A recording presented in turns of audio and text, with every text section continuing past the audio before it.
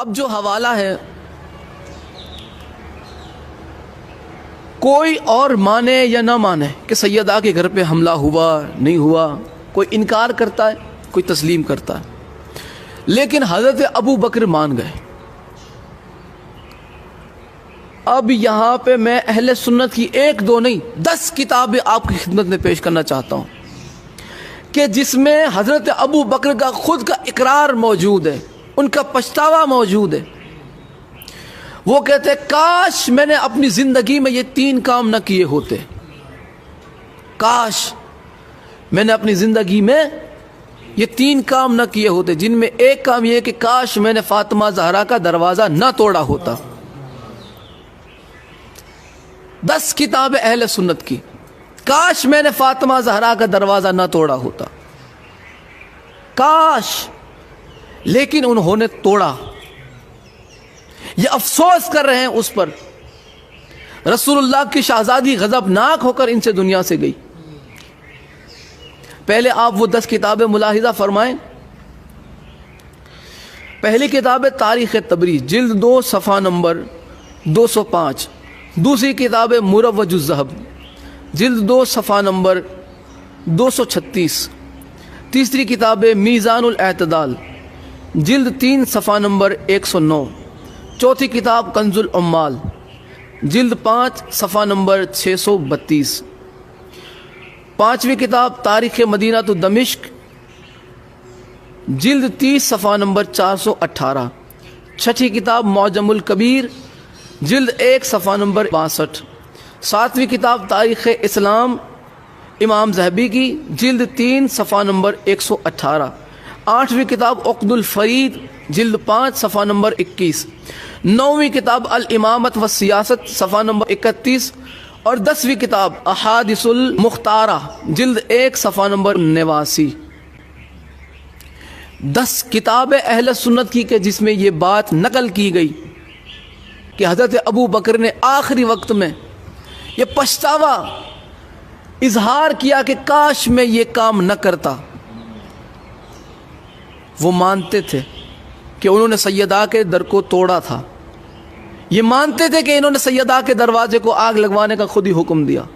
یہاں پہ خود حضرت ابو بکر کا جرم ان کی زبان سے قبول ہوتا نظر آ رہا کہ یہی تھے، اور میں اہل سنت کی کتاب الامامت و سیاست کے حوالے سے بتا چکا، اس کتاب کی توثیق بھی آپ کی خدمت میں پیش کر چکا کہ الامامت و سیاست اہل سنت کی معتبر ترین کتابوں میں سے ایک ہے۔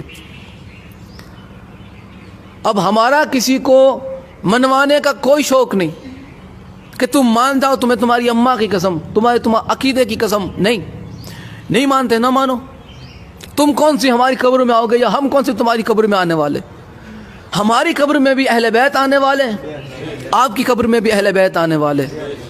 آپ وہ اعمال جمع کیجئے کہ جس کے عوض آپ اہل بیت کی بارگاہ میں منہ دکھا سکے۔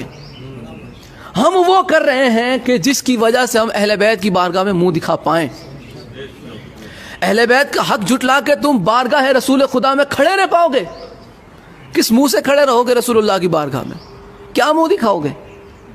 ہمیں آپ کا تو نہیں پتا، ہمیں ہماری آخرت کی فکر ہے، اور ہم جانتے ہیں کہ آخرت میں جس کا دبدبا ہے، ہم جانتے ہیں کہ آخرت میں شفاعت جن سے ملنی ہے وہ صرف اور صرف ذات محمد اور اہل بیت محمد ہے۔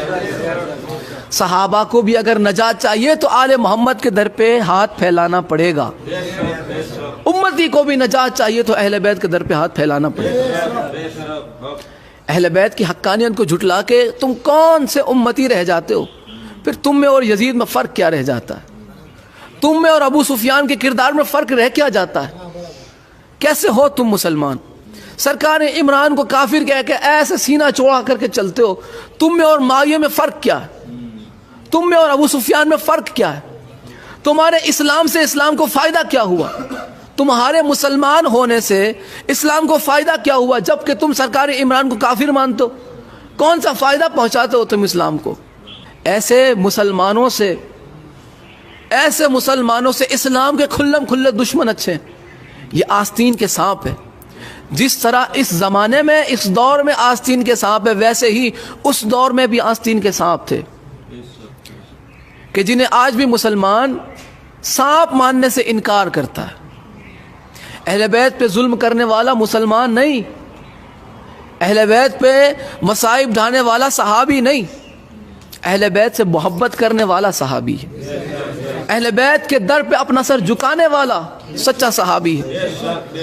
اگر صحابہ میں پہچان چاہتے ہو تو جناب سلمان کی اسی عقیدت کس میں ڈھونڈو. کون جناب سلمان فارسی علیہ السلام کی طرح اہل بیت سے محبت رکھتا؟ کس نے جناب سلمان سے اہل بیت کا ادب سیکھا؟ کس نے جناب سلمان سے اہل بیت کی محبت سیکھی؟ جس نے سیکھی ہے وہ ہمارے سر آنکھوں پر، وہ ہمارے سر کا تاج ہے. ان کے قدموں کی خاک ہماری آنکھوں کی سرما اگر بنے، ہماری آنکھوں کا سرما بنے، ہمارے لیے شرف ہے. وہ ہے سچے صحابہ. آپ انہیں صحابہ ہمیں منوانے پہ تلے ہوئے ہیں کہ جن سے رسول اللہ کی شہزادی غضبناک ہو کر دنیا سے گئی، ہم سے نہ مانا جائے گا. اب آخری حوالہ اور آج کی گفتگو تمام.